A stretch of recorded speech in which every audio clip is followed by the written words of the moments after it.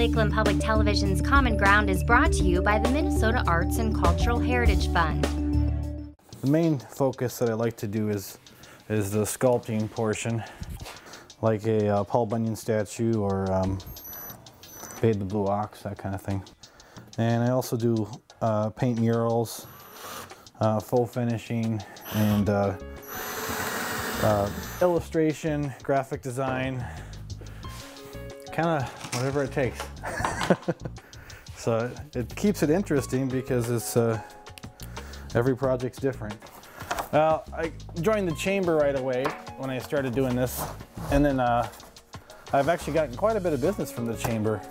They did a Paul Bunyan statue at the Welcome Center, and then I refurbished small Paul and Babe that's over by the water tower, and then I just did not last summer, the same summer of the Ox Trot, I did another statue for Apine Restaurant in Jenkins, a standing Paul Bunyan statue. But I think the overall height was 12.5 feet, including the base. Then I've done quite a bit of work actually with Paul Bunyan Land. When they moved out to their new spot just east of town,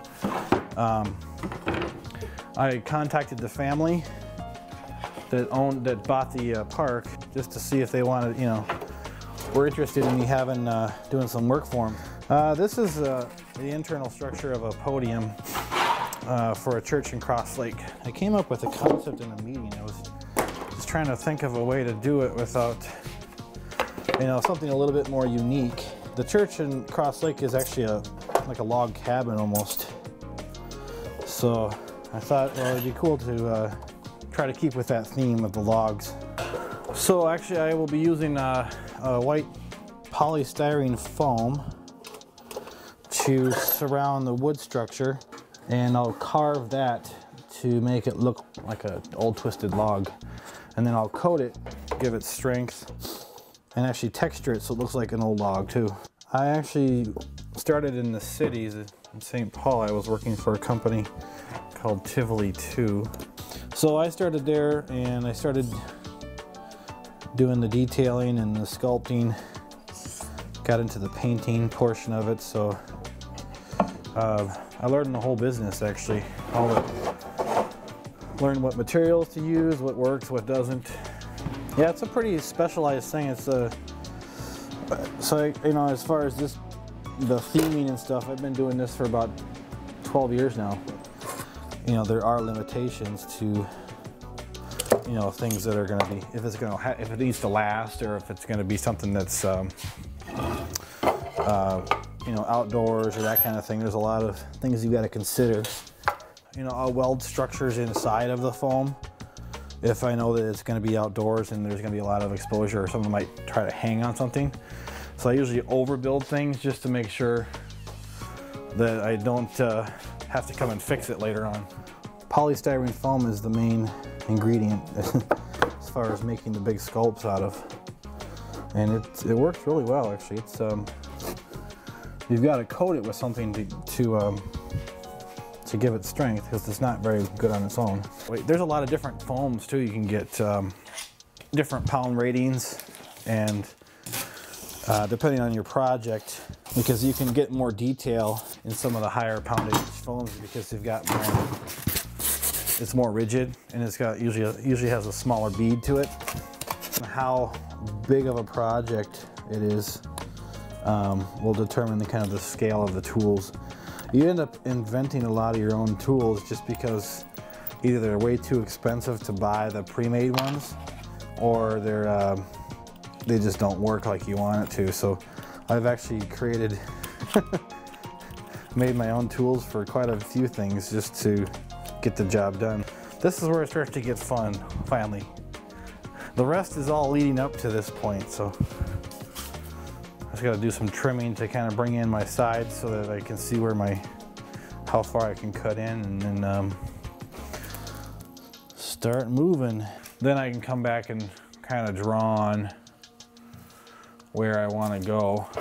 Draw on the basic concept of my design.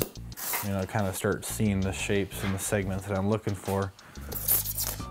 Yeah, once I get done to this, I'll move on to some hand rasps, and that'll really smooth out these shapes.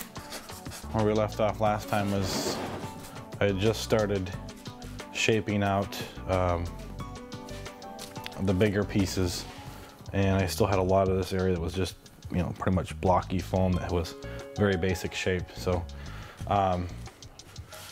I went through and pretty much worked down everything to a certain point so I could see where I wanted to get to, and then I went back and refined it. And then after that's done, once I got it to where I wanted as far as the main shapes and had it kind of, you know, everything worked out nice, I ran sandpaper over it. So that's where it gets to this little bit more of a smoother finish on it, and it'll accept the top coating. So now I'm going with it's a 2-part epoxy resin. It's about the consistency of peanut butter, but it's a 50-50 mix, and you spread it on. So my goal for this, when I get done, not just for this but the whole thing, is that it looks like, you know, a twisted old log that's been, you know, reclaimed and cut and, you know, made to fit this podium, so that people have to come up and check it out. I might have to kind of smooth it and then let it sit a little bit, put some more on in another spot, and then come back and texture it a little bit later once it starts to get a little bit stiffer. Yeah, this will really help kind of sell the is it real or not kind of thing too with that texture. It'll really, you have to go up and touch it and see what it's made out of. It makes painting a whole lot easier when you've got some texture to work with. Okay, so I've finished out the rest of the sculpt with the coating and got it all textured. It's plenty strong for what I was hoping to get out of it. And then I just base coated with a primer that was tinted to the color I wanted, kind of like a pine color. And that's what I'm going to start with today, and start doing some distressing and get some color into the grooves, and that'll just help bring it to life. It should look pretty realistic by the time I get done with this. I want to do almost like a wash of color, so that I can spray it on and then wipe off the top layer so that it only stays in the grooves, and that'll save me a whole lot of time, you know, bringing out the details. And then I can go back with another brush to trying to get to this kind of a look with the finish. And then it's more of a reddish tone for the final coloring. So that's what the clear coat is colored like that. So that'll, once I get it to about like that, then I'll use the clear coat to turn it and then give it that sheen of, you know, like a finished log would have. I'll probably once I get this gray in here, I'll probably come back with a brown and kind of tone some areas and streak it a little bit more so that it's got some, you know, just some variations. I'm just going to put it on kind of in streaks, and then I can move it around and leave certain amounts of it there. It'll give me kind of that peeled log look a little bit to it. You know, like when you strip a log and you see different variations of the bark, or different layers are kind of left behind.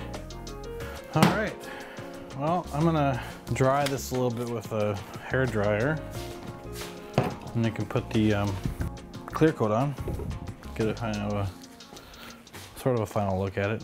The nice thing about this kind of stuff is that these type of projects is people get an idea of how this stuff, you know, how this stuff might be made. I'd never really thought about it. Most people just go to a theme park or whatever and just assume they come out of nowhere until you actually see someone doing it. Pretty much anything's possible. As long as you can kind of visualize what you're trying to get to, you can do anything with this stuff. You can make any kind of prop, you can make it look like stone, wood, you know, with the faux finishing and stuff. It's pretty much endless on on possibilities. A lot of these projects, they kind of have a life of their own. They develop as you go. So, you know, it starts with an idea, and you just got to keep working at it until you get to where you want it to.